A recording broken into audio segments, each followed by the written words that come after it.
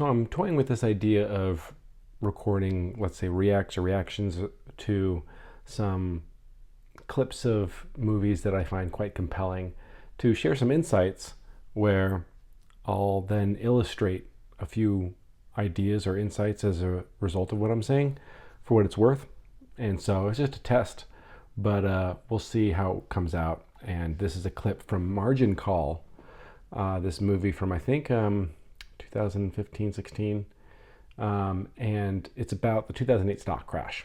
It's got Jeremy Irons, and this is a scene towards the end of the movie where they're already come to realize what's about to happen, and they're a financial institution, unnamed in the movie, that is going to start offloading all of their bad product, let's say. So these shitty loans that they've been buying and selling and trading.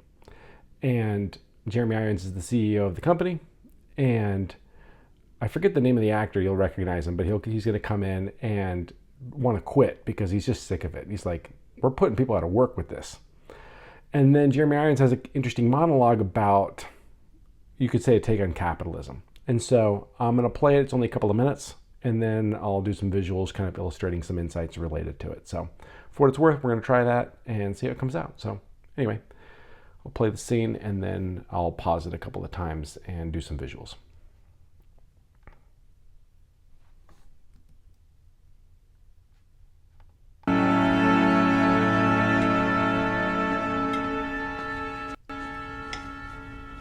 Sam, please sit. Congratulations are clearly in order. They did the best they could. You did a hell of a job, and I thank you for it. Come on, sit. Excuse me for eating, but...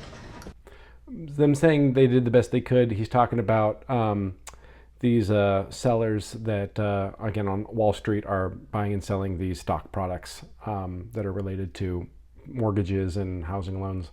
And they just offloaded all their books. A bunch of shitty product that they've come to realize is worth nothing, and they've kind of get it off their books, and it's been a fire sale. And so he's a bit sick of it, so he's going to sit down and talk about that with Jeremy Irons, which tees up the monologue. It's been a long day. Can I get you something? No, nothing, thanks. So, what can I do for you? I want out. I'm done. I want out. It's been a very difficult day I need for you to everyone. release my options. If they're worth anything after today, I want my bonus. I'm out. You'll get your bonus, your options, and keep your current base, but I need you to stay with me for the next 24 months, okay? Oh, come on, Sam. Put a smile on your face. You did some good today. You said that yourself. Do you know, I'm starting to feel a little better about this whole thing. You're one of the luckiest guys in the world, Sam. Could have been digging ditches all these years. That's true. And if I had, at least there'd be some holes in the ground to show for it. I just don't know how we fucked this up quite so much. When did you... And so again, just for context, if you're not already familiar with the movie and the situation from what I've said already or having seen it, he's just kind of burnt out. He's been doing this for what you'll find, again, fictional account, but probably pretty close to reality for like 40 years, managing the sellers of different stock products and options to the relationships that they have. And they've really just, through this fire sale, ruined a lot of relationships, and he knows he's put people out of business as a result. And Jeremy Irons, being the CEO of the company, make of it what you will, has this monologue in response that is the core of what I'm going to respond to and have some insights related to. So I'll play this, and it goes a couple of minutes. You start feeling so sorry for yourself. It's unbearable. What? So you think we might have put a few people out of business today? That's all for naught. But you've been doing that every day for almost 40 years, Sam. And if this is all for naught, then so is everything out there. It's just money. It's made up. Pieces of paper with pictures on it so we don't have to kill each other just to get something to eat. It's It's not wrong, and it's certainly no different today than it's ever been. 1637, 1797, 1819, 37, 57, 84, 1901, 07, 29, 1937, 1974, 1987. Jesus, didn't that fucker fuck me up good? 92, 97, 2000, and whatever we want to call this. It's all just the same thing over and over. We can't help ourselves.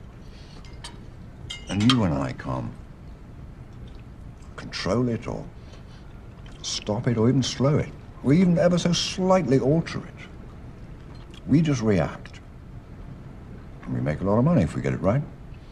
And we get left by the side of the road if we get it wrong.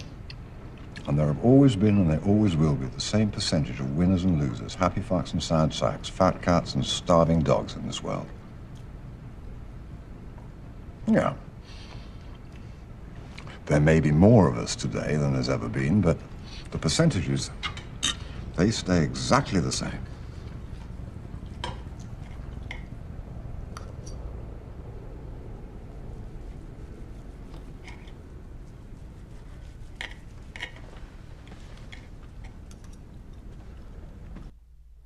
All right, so I'm gonna illustrate a few things. This is a familiar phenomenon for anybody paying attention, that you've got the financial institutions that, motivated by a dollar, are gonna sell what they can to willing buyers and make a profit. And so it's kind of understandable that those that rise to the position that Jeremy Irons is in are those with kind of like the cunningness and almost, let's say, borderline sociopathy, or maybe even dark triad traits that allow them to be able to operate quite well in that position. And so this is a rationalization. There's not no truth to it. I think it's fascinating that, at least in this fictional character's account, that whole little bit about it's just money. It's papers with pictures on it. Papers.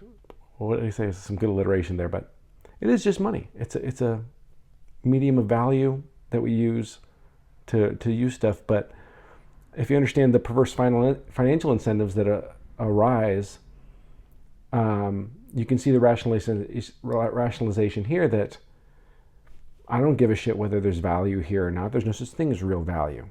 If you got willing buyers, you'll sell it. And that's kind of the crux, I think, when that gets to a critical mass, that sentiment, where you get the financial crashes that he listed off a litany of from the 1700s, 1800s, 1900s to now. And it's true, it happens quite regularly. And my gauge of it is that throughout time, let's say, am I doing this right? Jeez Louise. You know what? I don't think I'm doing this correctly. Fuck.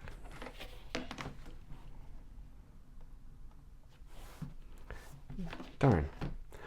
So I'll just share these thoughts for what they're worth, and we'll continue on because I don't want to waste a take. But there's fluctuations throughout time where, to me, the valleys where things get quite bad and you get a financial collapse is left unchecked and unregulated. These financial markets, motivated by greed and perverse incentives, sell shit that they know somewhere deep down is not worth anything, and they don't give a shit. Willing buyers, they rationalized it. A good recognition on this is that for a time, anybody with a political science degree or a business degree, an MBA, were required to take a business ethics course, or let's say a political ethics course for a political science degree.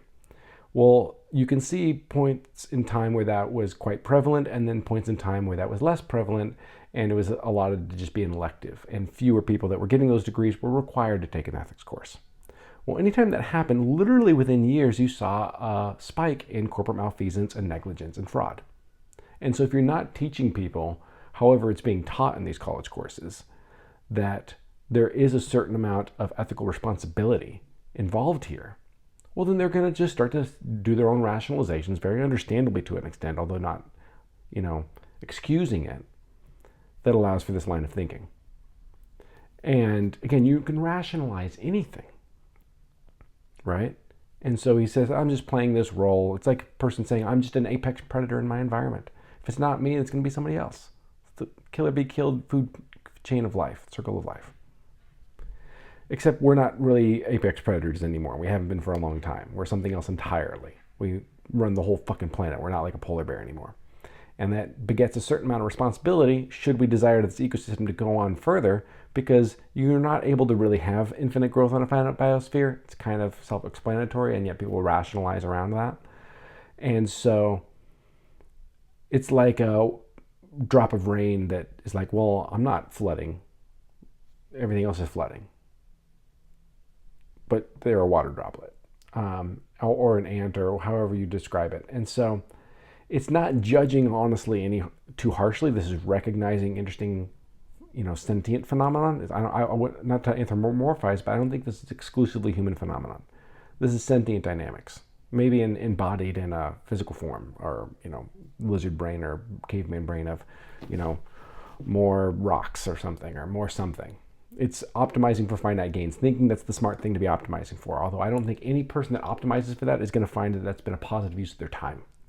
Whether it's Bezos or Zuckerberg or Musk or whoever you want to pick, those that are optimizing for that at all other expense, I think it's fairly self-explanatory for anybody that pays close enough attention. They will find out in this life or the next that it's been a big waste of their time. They've just been wasting everybody's time. Tell me, what are they gaining from all of this? What's a dragon gaining from hoarding a bunch of gold in a fucking cave? They're finite, ill-gotten gains. It's not an evil thing as far as I can gather, but it's a fascinating phenomenon. And that if people were particularly aware of the larger dynamics involved, for very decent, understandable reasons, I know my background kind of predisposed me to recognize these phenomenon, you start to think further afield and be like, well, let me recognize the impermanence of my life, that I can't take any of that with me when I die. It's all very temporary and, goes with the wind. Everything finite comes and goes. Is there something more worth optimizing for? Is there any potential truth to the continuity of my consciousness and other consciousnesses where there's some transcendent metaphysical reality? Maybe that's not as necessary, although that's kind of where my mind goes. But however a person kind of comes to the conclusion, maybe it's this Ubuntu of I am because we are, the interconnectivity of everything. Maybe it's running a similar calculus as what Bill Murray in Groundhog Day runs, of they spend time being an asshole and very self-serving and realize that's just not very fulfilling. By every metric, those that are operating this kind of a calculus, very self-serving, don't seem to be terribly fulfilled, genuinely satiated individuals. They've got a series of pathologies, probably spending the most on therapy. It's not an enviable mindset to want to have. And again, what the hell do they gain? To me, it's not that much different than somebody playing Monopoly and being an asshole in order to win all the fake money in Monopoly at the expense of the relationships at the table. Is it really valuable? It's like a cancer cell that dies when the body dies. There's nothing being gained here. And so even if I had the opportunity to be in Jerry Irons' shoes and win a fuck ton of money at the expense of other people's jobs, I'd be like, yeah, thanks, but no thanks. I'm going to leave the money where it is, because it ain't worth a fucking damn. This is a temporary life that comes and goes. I'm going to optimize for the edification and well-being of others. That seems to be more worth my time, actually, objectively speaking. It's intelligent calculus, aside of whether it's ethical or moral, etc. And so that's my take as far as for whatever it's worth. I'll play the remainder of the clip, which is kind of entertaining. And I guess I'll call it a day, because the visual thing here isn't really working as well as I thought it would. Yeah, it's strange. Yeah. Oh well. Anyway.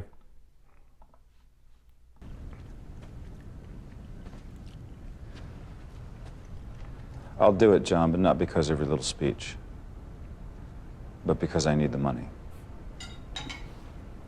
Hard to believe after all these years, but I need the money.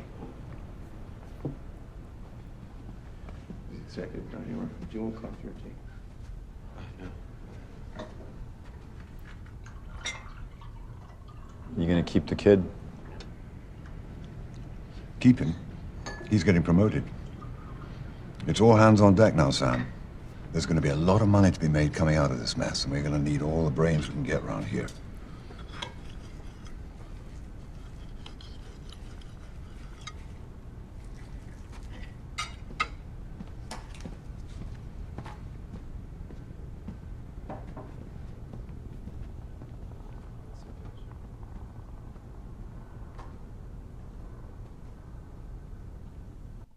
All right, so there you go.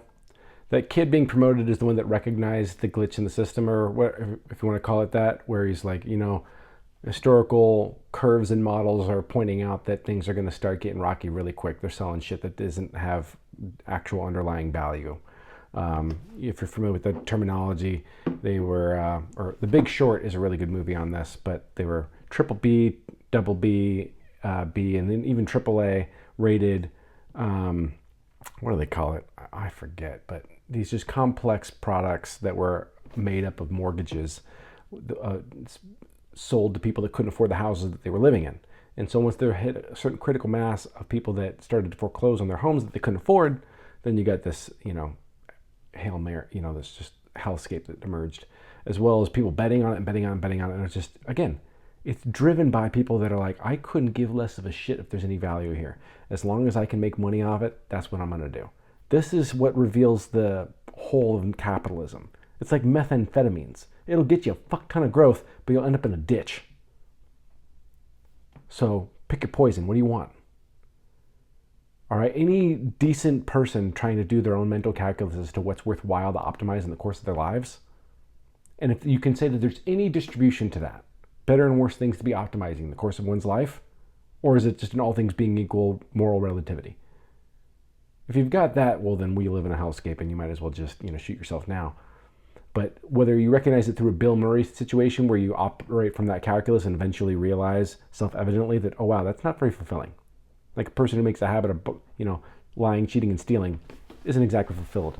And so you start to change your calculus, experiment with other stuff, and realize that there's a better, more fulfilling way to operate in life. So there are those thoughts. I hope you like it, and leave a comment if you found it edifying, and I'll do some more of these. Thanks.